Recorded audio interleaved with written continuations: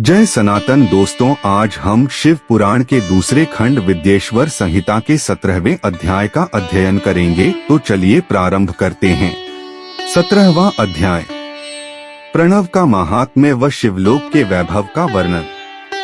ऋषि बोले, महामुनि, आप हमें प्रणव मंत्र का महात्म्य तथा शिव की भक्ति पूजा का विधान सुनाइए। प्रणव का महात्म्य। सूत जी ने कहा, महर्षियों, आप लोग तपस्या के धनी हैं तथा आपने मनुष्यों की भलाई के लिए बहुत ही सुंदर प्रश्न किया है। मैं आपको इसका उत्तर सरल भाषा में दे रहा हूँ। प्रकृति से उत्पन्न संसार रूपी महासागर का नाम है प्रणव। इससे पार करने के लिए नौका स्वरूप है, इसलिए ओंकार को प्रणव की संज्ञा दी गई है। प्रपंच न नहीं है, वह तुम्हारे लिए, इसलिए ओम को प्रणव नाम से जाना जाता है। अर्थात प्रणव वह शक्ति है जिसमें जीव के लिए किसी प्रकार का भी प्रपंच अथवा धोखा नहीं है। यह प्रणव मंत्र सभी भक्तों को मोक्ष देता है। मंत्र का जाप तथा इसकी पूजा करने वाले उपासकों को यह नूतन ज्ञान देता है। माया रहित महेश्वर को भी नव अर्थात नूतन कहते हैं। वे परमात्मा के शुद्ध स्वरूप हैं। प्रणव साधक को नया अर्थात शिव स्वरूप देता है, इसलिए विद्वान इसे प्रणव नाम से जानते हैं। क्योंकि यह नव दिव्य परमात्म ज्ञान प्रकट करता है, इसलिए यह प्रणव है। प्रणव के दो भेद हैं, स्थूल और सूक्ष्म। वर्टिकल बार सूक्ष्म प्रणव व नमः शिवाय यह पंचाक्षर मंत्र स्थूल प्रणव है।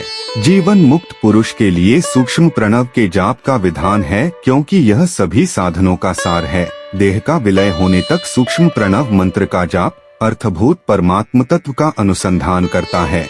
शरीर नष्ट होने पर ब्रह्मस्वरूप शिव को प्राप्त करता है।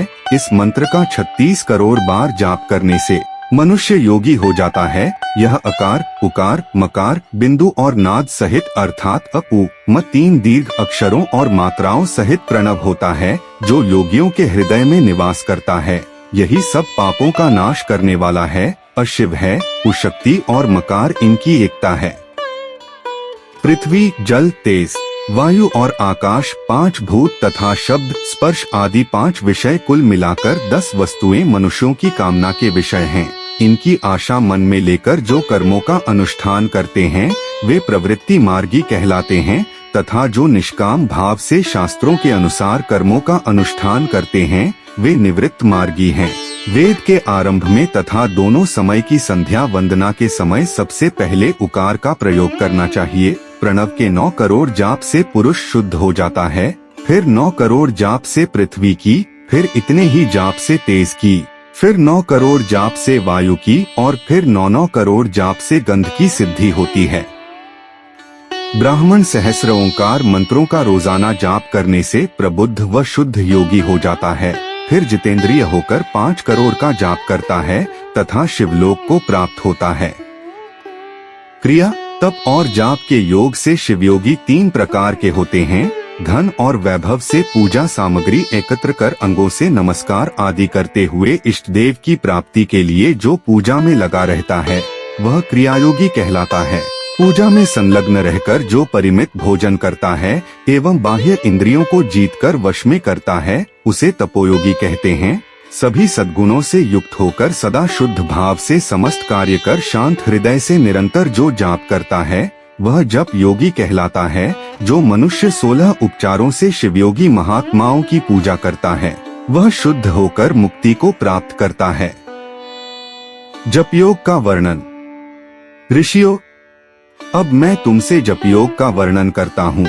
सर्वप्रथम मनुष्य को अपने मन को शुद्ध कर पंचाक्षर मंत्र नमः शिवाय का जाप करना चाहिए। यह मंत्र संपूर्ण सिद्धियां प्रदान करता है। इस पंचाक्षर मंत्र के आरंभ में ओंकार का जाप करना चाहिए।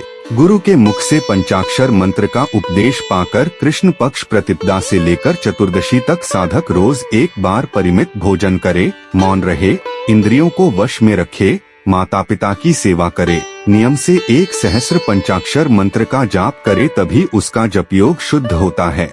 भगवान शिव का निरंतर चिंतन करते हुए पंचाक्षर मंत्र का 5 लाख जाप करे। जप काल में शिवजी के कल्याणमय स्वरूप का ध्यान करे। ऐसा ध्यान करे कि भगवान शिव कमल के आसन पर विराजमान हैं, उनका मस्तक गंगा जी और चंद्रमा की कला से सुशोभित है। उनकी बाईं ओर भगवती उमा विराजमान हैं। अनेक शिवगण वहां खड़े होकर उनकी अनुपम छवि को निहार रहे हैं। मन में सदाशिव का बारंबार स्मरण करते हुए सूर्यमंडल से पहले उनकी मानसिक पूजा करे। पूर्व की ओर मुख करके पंचाक्षर मंत्र का जाप करे। उन दिनों साधक शुद्ध कर्म करे तथा अशुद्ध कर्मों से बचा रहे। जाप की समाप्ति के दिन कृष्ण पक्ष की चतुर्दशी को शुद्ध होकर शुद्ध हृदय से 12 सहस्र जाप करे। तत्पश्चात ईशान, तत्पुरुष, अघोर, वामदेव तथा सद्योजात के प्रतीक स्वरूप 5 शिव भक्त ब्राह्मणों का वर्ण कर शिव का पूजन विधि पूर्वक कर होम प्रारंभ करे। विधि विधान से भूमि को शुद्ध कर वेदी पर अग्नि प्रज्वलित करे। गाय के घी से 1100 अथवा 1000 आहुतियां स्वयं दे या 108 आहुतियां ब्राह्मण से दिलाए। दक्षिणा के रूप में 1 गाय अथवा बैल देना चाहिए। प्रतीक रूप 5 ब्राह्मणों के चरणों को धोए तथा उस जल से मस्तक को सींचे। ऐसा करने से अगणित तीर्थों में तत्काल स्नान का फल प्राप्त होता है। इसके उपरांत ब्राह्मणों को भरपूर भोजन कराकर देवेश्वर शिव से प्रार्थना करे। फिर 5 लाख जाप करने से समस्त पापों का नाश हो जाता है। पुनः 5 लाख जाप करने पर भूतल से सत्यलोक तक 14 भुवनों पर अधिकार प्राप्त हो जाता है। कर्म माया और ज्ञान माया का तात्पर्य माँ का अर्थ है लक्ष्मी, उससे कर्म भोग प्राप्त होता है, इसलिए यह माया अथवा कर्म माया कहलाती है। इसी से ज्ञान भोग की प्राप्ति होती है, इसलिए उसे माया या ज्ञान माया भी कहा गया है। उपर्युक्त सीमा से नीचे नश्वर भोग है और ऊपर नित्य भोग। नश्वर भोग में जीव सकाम कर्मों का अनुसरण करता हुआ विभिन्न योनियों व लोकों के चक्कर काटता है। बिंदु पूजा में तत्पर रहने वाले उपासक नीचे के लोकों में घूमते हैं।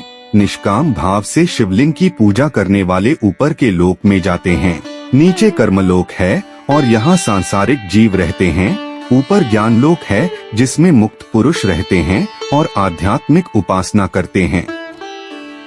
में शिवलोक के वैभव का वर्णन। जो मनुष्य सत्य अहिंसा से भगवान शिव की पूजा में तत्पर रहते हैं, कालचक्र को पार कर जाते हैं। कालचक्रेश्वर की सीमा तक महेश्वर लोक है। उससे ऊपर वृषभ के आकार में धर्म की स्थिति है। उसके सत्य, शौच, अहिंसा और दया 4 पाद हैं। वह साक्षात शिवलोक के द्वार पर खड़ा है। क्षमा उसके सींग हैं, शम कान हैं।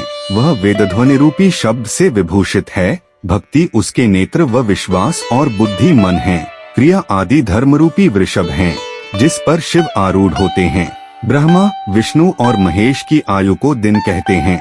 कारण स्वरूप ब्रह्मा के सत्यलोक पर्यंत 14 लोक स्थित हैं, जो 5 भौतिक गंध से परे हैं। उनसे ऊपर कारण रूप विष्णु के 14 लोक हैं तथा इससे ऊपर कारण रूपी रुद्र के 28 लोकों की स्थिति है। फिर कारणेश शिव के 56 लोक विद्यमान हैं। सबसे ऊपर 5 आवरणों से युक्त ज्ञानमय कैलाश है, जहाँ 5 मंडलों, 5 ब्रह्म कालों और आदि शक्ति से संयुक्त आदिलिंग है, जिसे शिवालय कहा जाता है। वहीं पराशक्ति से युक्त परमेश्वर शिव निवास करते हैं। वे सृष्टि, पालन, संहार, तिरोभाव और अनुग्रह आदि कार्यों में कुशल हैं। नित्य कर्मों द्वारा देवताओं का पूजन करने से शिव तत्व का साक्षात्कार होता है। जिन पर शिव की कृपा दृष्टि पड़ चुकी है, वे सब मुक्त हो जाते हैं। अपनी आत्मा में आनंद का अनुभव करना ही मुक्ति का साधन है। जो पुरुष क्रिया, तप, जाप, ज्ञान और ध्यान रूपी धर्मों से शिव का साक्षात्कार करके मोक्ष को प्राप्त कर लेता है, उसके अज्ञान को भगवान शिव दूर कर देते हैं। शिव भक्ति का सत्कार। साधक 5 लाख जाप करने के पश्चात भगवान शिव की प्रसन्नता के लिए महाभिषेक एवं नैवेद्य से शिव भक्तों का पूजन करे। भक्त की पूजा से भगवान शिव बहुत प्रसन्न होते हैं। शिव भक्त का शरीर शिवरूप ही है। जो शिव के भक्त हैं और वेद की सारी क्रियाओं को जानते हैं, वे जितना अधिक शिव मंत्र का जाप करते हैं, उतना ही शिव का सामीप्य बढ़ता है। शिव भक्त स्त्री का रूप पार्वती देवी का है तथा मंत्रों का जाप करने से देवी का सान्निध्य प्राप्त हो जाता है। साधक स्वयं शिवस्वरूप होकर पराशक्ति अर्थात पार्वती का पूजन शक्ति, बेल तथा लिंग का चित्र बनाकर अथवा मिट्टी से इनकी आकृति का निर्माण करके प्राण प्रतिष्ठा कर इसका पूजन करे। शिवलिंग को शिव मानकर अपने को शक्ति रूप समझकर शक्तिलिंग को देवी मानकर पूजन करे। शिव भक्त शिव मंत्र रूप होने के कारण शिव के स्वरूप है, जो 16 उपचारों से उनकी पूजा करता है। उसे अभीष्ट फलों की प्राप्ति होती है। उपासना के उपरांत शिव भक्त की सेवा से विद्वानों पर शिवजी प्रसन्न होते हैं। 5, 10 या 100 सपत्नीक शिव भक्तों को बुलाकर आदर पूर्वक भोजन कराएं। शिव भावना रखते हुए निष्कपट पूजा करने से भूतल पर फिर जन्म नहीं होता। 17वां अध्याय समाप्त। बोलिए देवों के देव महादेव की जय हो। दोस्तों, इस वीडियो में इतना ही। यदि आपको कुछ पूछना हो तो आप कमेंट बॉक्स में लिख दीजिएगा। बाकी मिलते हैं अगली वीडियो में। जय सनातन, जय भोलेनाथ, हर हर महादेव।